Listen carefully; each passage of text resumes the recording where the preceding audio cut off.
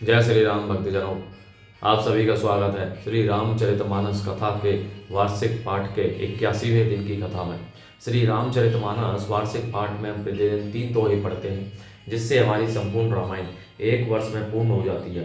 जिन भक्तजनों पे समय की कमी रहती है, वे प्रतिदिन मात्र 3 दोहे पढ़कर 10 से 15 मिनट देकर अपने जीवन में आने वाली सामाजिक आर्थिक सभी प्रकार की कठिनाइयों से आसानी से पार पाते हुए अपने जीवन में सुख व दुख को समान समझते हुए अपने जीवन को सफल बना सकते हैं।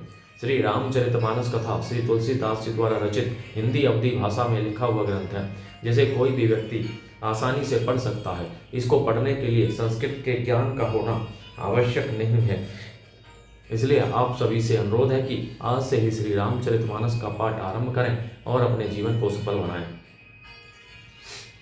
श्री रामचरितमानस कथा का पाठ करने से पूर्व हम शिवशंकर भोलेराम पार्वती माता को प्रणाम आह्वान करते हैं, जिन्होंने सर्वप्रथम श्री राम नाम की रचना की और इस संसार को श्री राम नाम प्रदान किया। तत्पश्चात सभी गुरुजनों, सभी देव देवताओं को प्रणाम आह्वान करते हैं कि वे भी हमारी श्री रामचरितमानस में सम्मिलित हों और हमें अपना आशीर्वाद प्रदान करें।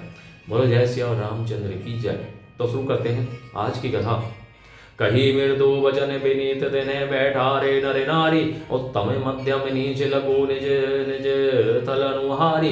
उनसे कोने कोमल और नम्र वचन कहकर उत्तम मध्यम नीच और लघु सभी श्रेणी के स्त्री पुरुषों को अपने अपने योग्य स्थान पर बिठाया। राजकुंवर ते ही अवसर आए, मनहु मनोहरता तन छाए। गुण सागर नागर वर वीरा, सुंदर श्यामल गौर शरीरा। उसी समय राजकुमार राम और लक्ष्मण वहां आए। वे ऐसे सुंदर हैं मानो साक्षात मनोहरता ही उनके शरीरों पर छा रही हो। सुंदर सांवला और गोरा उनका शरीर है। वे गुणों के समुद्र, चतुर और उत्तम वीर हैं। राज समाज विराजते रूरे, उड़े गण महू जनु जुग विदुरे। जिन्हें के रही भावना जैसी, प्रभु मूर्ति तिन्हें देखी तैसी। वे राजाओं के समाज में ऐसे सुशोभित हो रहे हैं मानो तारागणों के बीच 2 पूर्ण चंद्रमा हो। जिनकी जैसी भावना थी, प्रभु की मूर्ति उन्होंने वैसी ही देखी। देखे ही रूप मारन धीरा, मन हो वीर रसो धरे शरीरा। डरे कुटिल नृप प्रभु ही निहारी, मन हो भयानक मूर्ति भारी। महान रणधीर राजा लोग श्री रामचंद्र जी के रूप को ऐसा देख रहे हैं मानो स्वयं वीर रस शरीर धारण किए हुए हो। कुटिल राजा प्रभु को देख कर डर गए मानो बड़ी भयानक मूर्ति हो। रहे असुर छल छौन पे बेसा, तिन्हें प्रभु प्रगट काल समय देखा। पुरवासिन ने देखे 2 भाई, नरभूषण लोचन सुखदाई। छल से जो राक्षस वहां राजाओं के वेश में बैठे थे, उन्होंने प्रभु को प्रत्यक्ष काल के समान देखा। नगर निवासियों ने दोनों भाइयों को मनुष्यों के भूषण रूप और नेत्रों को सुख देने वाला देखा। नारी बिलो कहीं हरिषि ही निज निज रुचि अनुरूप। जनु सोहत सिंगार धरी, मूर्ति परम अनूप।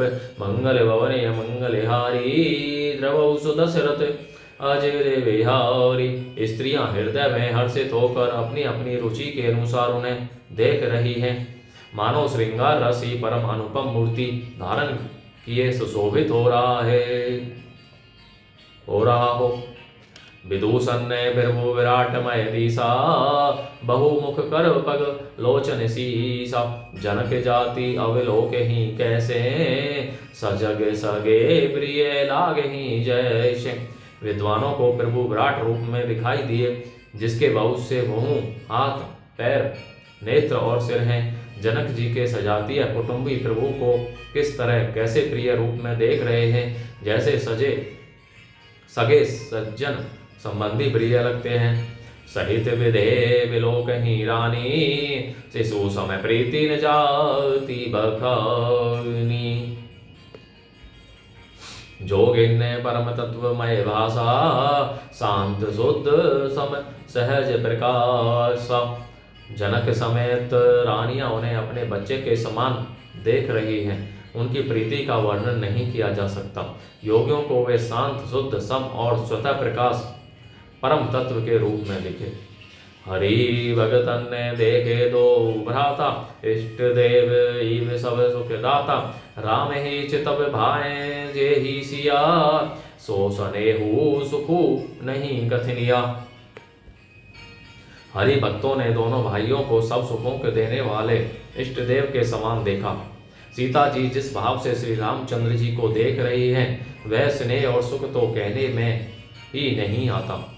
उरे अनुभवती ने कही सक सोऊ, कवन प्रकार कहे कवि को। एही विधि रहा जाहि जस भाऊ, ते ही तस देखे कौशल राव। उस स्नेह और सुख का वे हृदय में अनुभव कर रही हैं, पर वे भी उसे कह नहीं सकती। फिर कोई कवि उसे किस प्रकार कह सकता है। इस प्रकार जिसका जैसा भाव था, उसने कौशलादि श्री रामचंद्र जी को वैसे ही देखा, वैसा ही देखा। राजति राज समाज महु कौशल राज किशोर, सुंदर श्यामल गौर धन विश्व विलोचन चोर। मंगल भवरे मंगलहारी, द्रवहु सो दशरथ अजर बिहारी। सुंदर सांवले और कोरे शरीर वाले तथा विश्व भर के नेत्रों को चुराने वाले कौशल आदीश के कुमार राज समाज में इस प्रकार सुशोभित हो रहे हैं। सहज मनोहर मूर्ति दो, कोटि काम उपमा लघु सो। शरद चंद निंदक मुखनी के, नीरज नयन भाव तेजी के। दोनों मूर्तियां स्वभाव से ही बिना किसी बनाव श्रृंगार के मन को हरने वाली है। करोड़ों कामदेवों की उपमा भी उनके लिए तुच्छ है। उनके सुंदर मुख शरद पूर्णिमा की चंद्रमा भी निंदा करने वाले अर्थात उसे नीचा दिखाने वाले हैं, और कमल के समान नेत्र मन को बहुत ही भाते हैं। चितवनी चारु मार मनोहरिणी, भावती हृदय जाति नहीं बरेनी।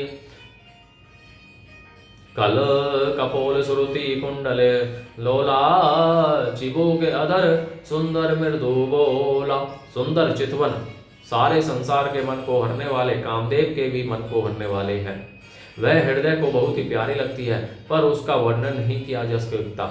सुंदर गाल हैं, कानों में चंचल अर्थात झूमते हुए कुंडल हैं, ठोड़ी और अधर अर्थात ओठ सुंदर हैं, कोमल वाणी है। कुमुद बंधु करे निंदक हासा, भ्रकुटी निकट मनोहर नासा। बाल विशाल तिलक झलकाई, कछवे लोकी अली अवेली लजाही। हंसी चंद्रमा की किरणों का तिरस्कार करने वाली है। भौहें टेढ़ी और नासिका मनोहर है। ऊंचे चौड़े ललाट पर तिलक झलक रहे हैं, दीप्तिमान हो रहे हैं। काले घुंघराले बालों को देख कर भौरों की पंक्तियां भी लजा जाती है। पीद चौतनी शरण ही सुहाई, कुसुम कली बिच बीच बनाई। रेखे रुचिर गंबू गले गीवा, जनु त्रिभुवन सुषमा की सीवा। पीली चौकोनी टोपियां सिरों पर सुशोभित हैं, जिनके बीच बीच में फूलों की कलियां बनाई अर्थात काढ़ी हुई हैं। शंख के समान सुंदर गोल गले में मनोहर 3 रेखाएं हैं, जो मानो तीनों लोकों की सुंदरता की सीमा को बता रही है। कुंजर मणि कंठा कलित और नहीं तुलसी का माल, बिरसव कंद के हरि ठबिनी बल निधि बाहु विशाल। मंगल भवने अमंगल हारी, द्रवहु सो दशरथ अजर बिहारी। हृदयों पर गजमुक्ताओं के सुंदर कंठे और तुलसी की मालाएं सुशोभित हैं। उनके कंधे बैलों के कंधे की तरह ऊंचे तथा पुष्ट हैं। एंड खड़े होने की शान सिंह की सी है, और भुजाल विसाएं एवं बल की भंडार है। बोलो जय श्री रामचंद्र की जय। तो भक्तजनों, आज की कथा का विराम यहीं पर होता है। बोलो जय शिव शंकर भोलेनाथ, जय पार्वती माता की जय। सभी गुरुजनों, सभी देवी देवताओं की जय। आप सभी से अनुरोध है कि श्री रामचरितमानस के कथा का पाठ करने के लिए अपने बंधु बांधवों, मित्रजनों, सगे संबंधियों, बड़े बूढ़ों को भी कहिए, जिससे वे भी अपने जीवन को सफल बना सके और आप परम पुण्य का भागी बने। बोलो जय श्री रामचंद्र की जय।